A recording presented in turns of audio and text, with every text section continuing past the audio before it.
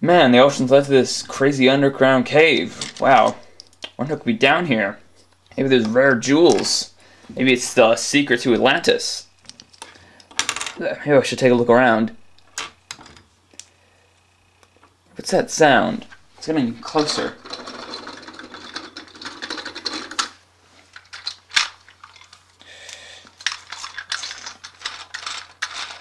What's that sound?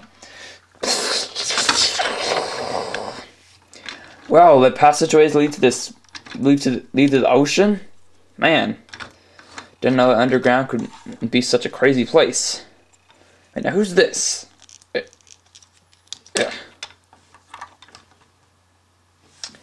Wait, who are you? Who in the blazes are you, I may ask?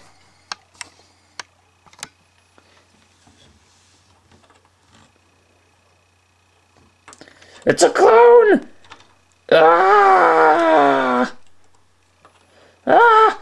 Ah! Ah! This is my aunt! Ah! Ah! Ah!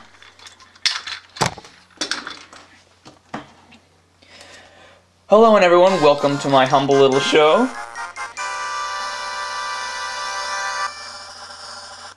It's Stack Attack! Stack Attack, you know where it's at. The one thing we don't lack is the knack for reviewing Legos, and that's a fact. Oh yeah. So in this video, we're going to be reviewing a certain set. After I find the right music track, thank you. It is set number 7984, ages 7 to 14. Has 265 pieces. It is retails for $30. It is the Deep Sea Raider. Now, obviously, again, I haven't. It's been the entire Lego season, if you can even call it that, since this came out. But as you most likely know, I was very behind in Lego collecting for that season. Still very far behind on it. And I'm gonna turn that down a little. So yeah, the Deep Sea Raider is the last Atlantis set I have to review in the entire Atlantis line, including the Toys R Us Master Book thing, which by the way sucks. So the Deep Sea Raider is the summer. It's one of the two summer sets for 2011 for Atlantis, and of course the other one was the Temple of Atlantis. I don't remember exactly what it was called, but this is a smaller one. It's $30, and the set is actually a pretty nice set. It's got some cool pieces. It's, you know, it's not too bad of a set. So, yeah, I guess it's time to look at the box first on our agenda. Very basic box, of course. It's got all the things that you would expect on a box. There's the stuff coming out of there. You can turn the what is that? The drill, opening the cockpit. There's the shark man, or hammerhead shark, whatever you want to call it. So yeah, of course, I like how it shows a back view of the thing. It would be cool if like it was the exact same picture, but from the back. Again, there's a Pokemon card, and there's a plus little Pokemon card, and mine and Pokemon card where it's the same picture from a different view. Reminds me of it would be really cool. I really like that card, but I'll talk about that some other time, because this is Lego, this is Stack Attack, this is not Pokemon or anything related to Pokemon, except for you, Victini. This has something to do with Pokemon. So yes, of course you get two minifigures, and I'll show both of them to you. Now, in the 2011 Atlantis, or in the 5 2000 Atlantis sets, there were a total of 6 divers, I think. 6. I mean, there were 5 sets, and there was only one of them that had 2 divers in it, and all the others had 1 diver. So, and there's been 6 divers so far. You think they'd have all the 6 original divers, but no. Instead, they decided to add a new diver instead of Bobby Bayou, which, as you may have guessed, is this guy. I don't know his official name, but I'm pretty sure it's Brains. And if you didn't catch the intro, Let me turn his face around. They have basically the same face as the one from Power Miners. So I guess he got fired as a miner and now is taking up the search for Atlantis, I guess. It's kind of weird. He doesn't have for some reason he doesn't have a double-sided face, and like all the others do. Kind of strange. Of course, you got the standard uniform and harpoon gun. Next, we have the Hammerhead Shark, one of the more common minifigures in the 2011 set, but he's cool, of course. He's always cool. He's got the white scales and the very strange red head that fits onto his rubber mask, or mask as in LEGO terms. It's supposed to be his actual head. By the way, I love this song. So let's get to the set, of course, or the bulk of the set. First of all, there's this little sand patch. What Atlantis set wouldn't be complete without a patch of sand with a treasure chest. So it's got this armor straight from the Portal Guardian, whatever he's called. Exact same piece. But it doesn't go on, it's in the chest. And in the chest there's a red, blue, and white jewel. And it doesn't actually close with the armor in it. You're supposed to do like that. And it's got the pillar with the one thing, these you know, cool pieces. And then there's a crab right here. So if you're looking for a red crab, this could be a way to go. I know there's a really cheap way to get crabs, and that's from a sunblock where you get one crab, $10 Lego game. So now let's get to the Deep Sea Raider. So yeah, up front it's got the cockpit with this black piece that goes over it. It's got the harpoon sticker right there. And the cockpit, I like this cockpit piece, it's a pretty cool piece. I think they should use that piece more often. Now I'm talking about cockpits, so let's get on. There's two levers, there's a couple of little lights there. If I could zoom in. I guess it's supposed to be controls. Oh god, oh god, oh god, oh god. Oh god, oh my god. I guess it's supposed to be part of controls. And of course you're going to put the diver in there.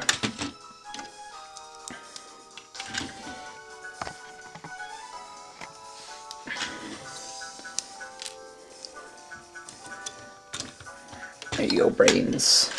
Oh my god. Yeah, maybe I'm just not making this. Maybe it's just not very sturdy. Or maybe I just didn't press the pieces far down enough, but that whole piece falls off, which basically makes the whole set fall apart. And what was the other thing that fell? Something else. Oh, it's that piece.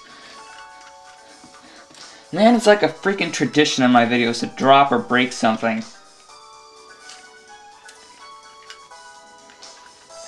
See, it fits in there. He fits pretty snugly with his cockpit on. He doesn't fit like the freaking Typhoon Turbo sub. That piece of garbage can't fit.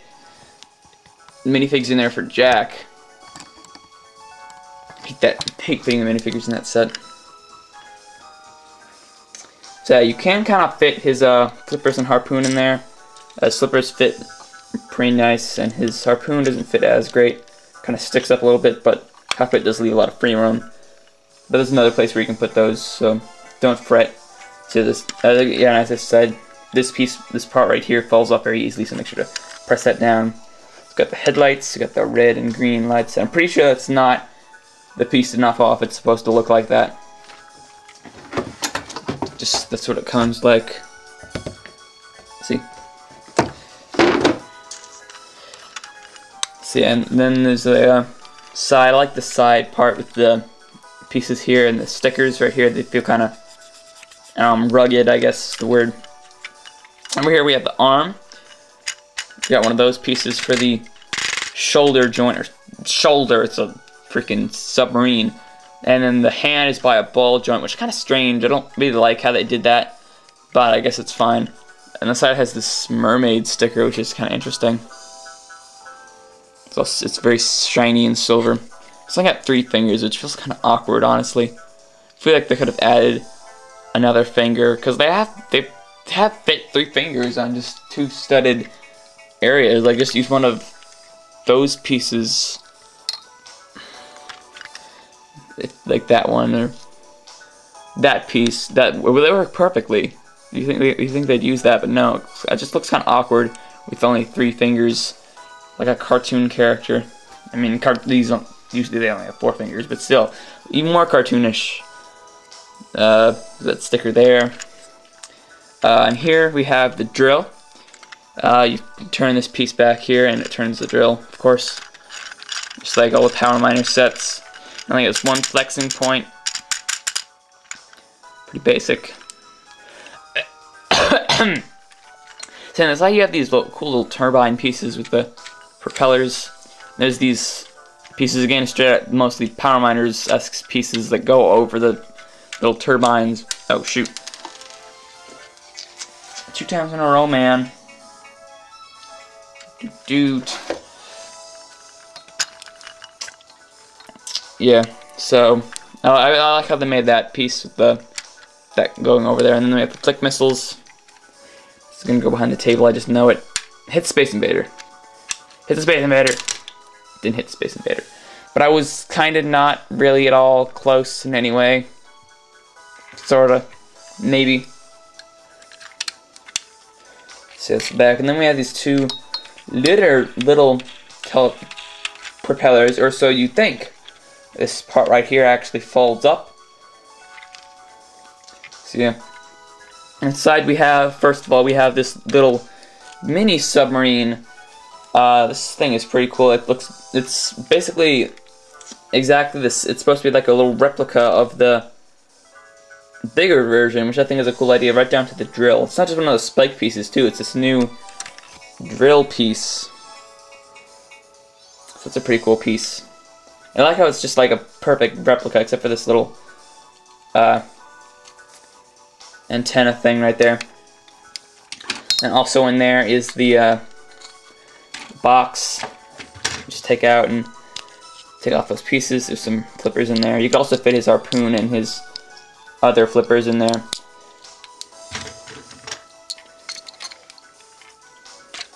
It's supposed to only put 2 flippers in there, but it comes with 2 extra flippers, so I just put them in there since the flippers are easily losable. I like to keep the extras around somewhere that are easy to get, instead of having to look through my yellow pieces bin. So yeah, I kind of like that, how it folds down. When I was actually first building this, I thought there'd be like a lot of minifigure space there, but no, it's actually just like this little tiny area.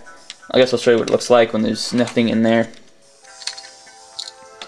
Actually, the whole hole going back to the cockpit, you can see Brains is behind, LOL. Yeah, if you did a little mocking, like maybe raise this hatch a little more, you could actually make it like a pretty cool minifigure space. In fact, something cool makes it even more minifigure, like it makes it easier, or something cool is you can actually put the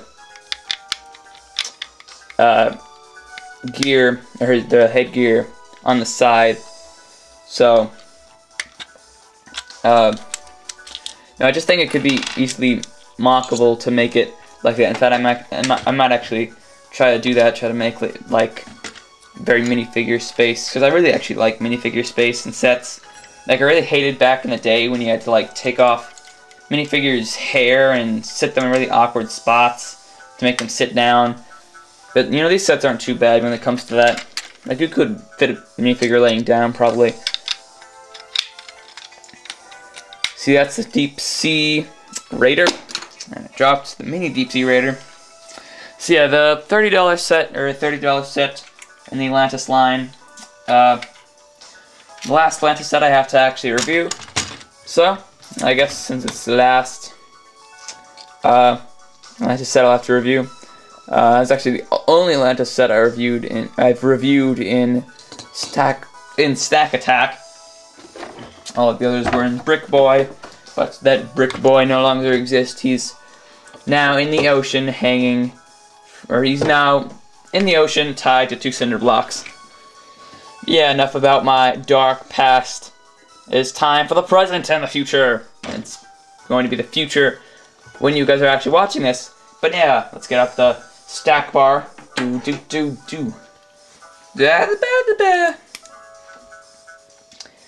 And rate this bad boy. Alright, of course, let's start it off at half, like always. And yeah, let's start rating this bad boy. I just said that. So first, size. It's not too large when it comes to size. It's actually kind of small. So I think I'm gonna take off 2 points just because it's not minuscule, but you know, it could be bigger, definitely. In fact, the pieces aren't too great. You know, 300 pieces is usually the average. This could have sold us $25, I guess, but there's a lot of big pieces like the drill and a lot of these pieces here and these pieces. So I can understand why it's kind of a little bit overpriced, but you know, I'd prefer it to be a little bigger or cost less or something. Actually, it was on sale, and I got this on Lego.com. That's why I got it now, because it was I think it was $24. So if you go on Lego.com and check for the set, it might be a little cheaper than it usually was. $24, I'd like raise it one, but nah, it's not really worth doing that. So next, what's next? Play value. Play value. It's really nice. I think the play value is pretty good because it got a enemy minifigure, a cool little armor piece, this crab here. A lot of space for minifigures, I guess. There's, you know, the storage crate in the back, and the miniature sub, the flick missiles, all the turbines, you know, trying to spin them, lots of flexibility in the arms. So I'm gonna add 4, just because I think it's really good in terms of play value.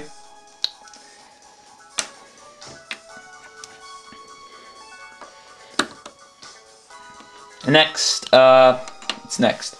Mock pieces, not too great mock pieces. I mean, of course, there's the drill. These pieces, whatever those are. Some of these pieces, of course. A lot of these clear yellow pieces. And I like the trident piece. But overall, I don't think it's too great when it comes to pieces. So I'm gonna take off 3, just because it's really. I'll take off 2. Just because I don't think it's too awesome, right? But it's you got some things, like also you get these pieces in really shiny kind of color, and also you get the gold chest and the jewels, which are easy to find, but some people might like them if you're making like trying to make like a bunch of stuff. But you can get Pirate's Code if you want a bunch of jewels, because that comes with like 50 of tons of different colors. It's only $20.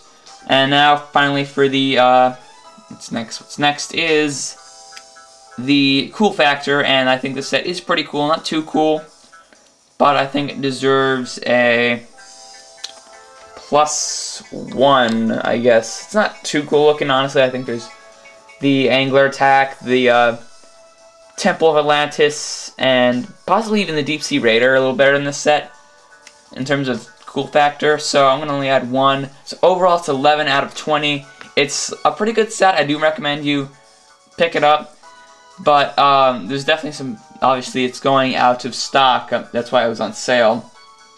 So get it while you can. And next time we'll be reviewing a Ninjago set. But which Ninjago set is it? Find out next time. Later.